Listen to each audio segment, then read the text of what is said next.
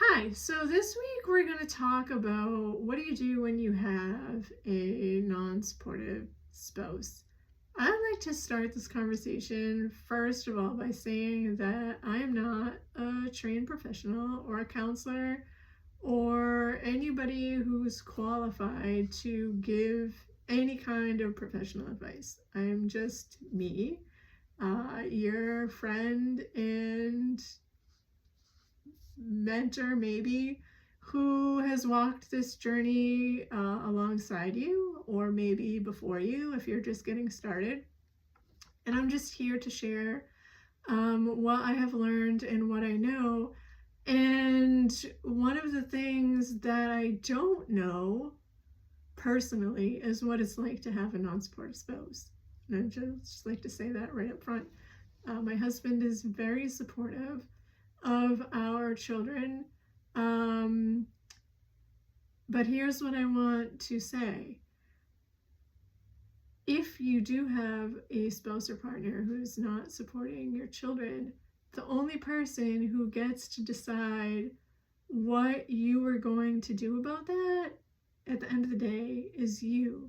People are going to offer you all kinds of advice or tips or suggestions on how you should move forward in your situation, and you can take that or leave it. But at the end of the day, it's your decision to decide what to do about that, and only yours, because it's your life that you have to decide how to figure out. And I would hope that, because I can't tell you what to do either, that you do that with the guidance of a trained professional. I recommend trained professionals. You'll come to know that if you're new here all the time, because I think that sometimes we get a little bit stuck in our own stuff, and we just need somebody to help us to get unstuck and to move forward. And I think this is one of those situations where the help of somebody who is qualified to help us is really appropriate. And I want to say too that it's really important for our children to have somebody who is loving and supportive and always, like 100% of the time, always. And it doesn't have to be a parent. It doesn't have to be a parent. When my son came out as transgender, he didn't come out to us first. He told one of my sisters-in-laws before he told his own parents, because that's who he felt safest going to first, to kind of be like, hey, this is a thing about me and I just need somebody that I can tell first, and I need some advice about it, to see what you think about when I want to tell people and how do you think it's going to go over. Like, just somebody who wasn't parents who were going to be like, whoa, hold on, what's going on here? And that's okay. Like, safe people don't have to be parents. And so if you're caught in a situation with an unsupportive spouse and you need somebody to have in your life who's like a best friend or a relative or somebody who's like standing in place of your unsupportive spouse, and you're like, but it's not my spouse or partner, and like, shouldn't it be them? It doesn't have to be. It doesn't have to be them. It can be somebody else. It, like, let go of that. Just let go of worrying about the fact that somebody else is supporting your child in a way that is so awesome and amazing, and it's not your spouse or partner who's not doing that thing.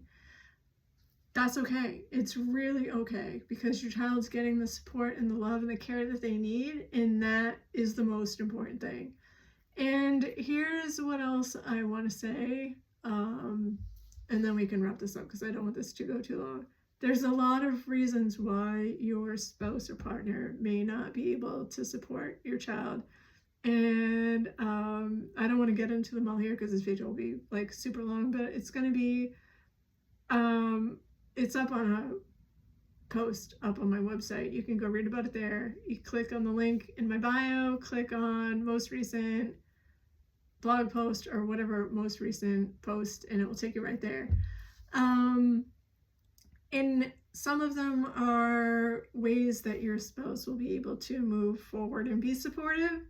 And some of them are reasons that your spouse may not be.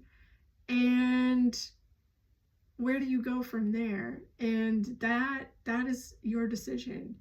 And sometimes you might have to take space from your spouse or partner while they figure that out. Sometimes the space may be the thing that gets them to figure it out, because they're like, oh, I don't like this space thing. Sometimes the space may be the thing that makes you realize that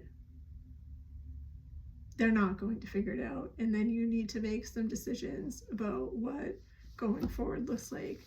So wherever you find yourself,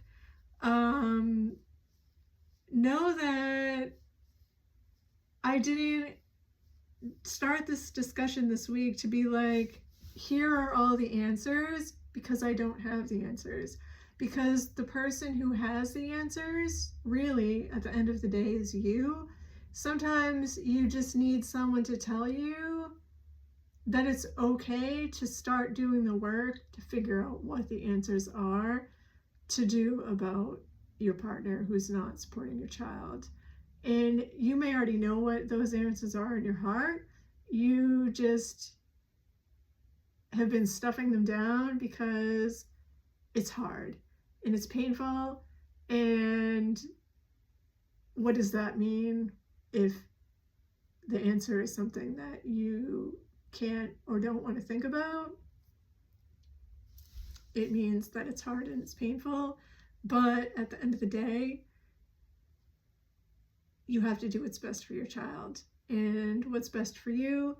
And know that you have people in your life who love and support you, and you have a community of people who support you and your child, and that's us, and that's other parents of transgender kids, because we will keep supporting you and we will keep supporting your child.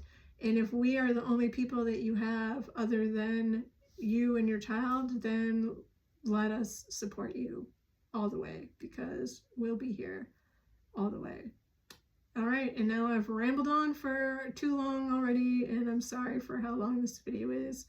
But if you have any questions, or if you want to ever message me or send me an email to talk about things that you don't want to put in the comment box on any of these videos, feel free, because my messages and my emails are always open, and I never don't respond to emails or messages from parents of transgender kids. Okay, we'll talk soon. Bye.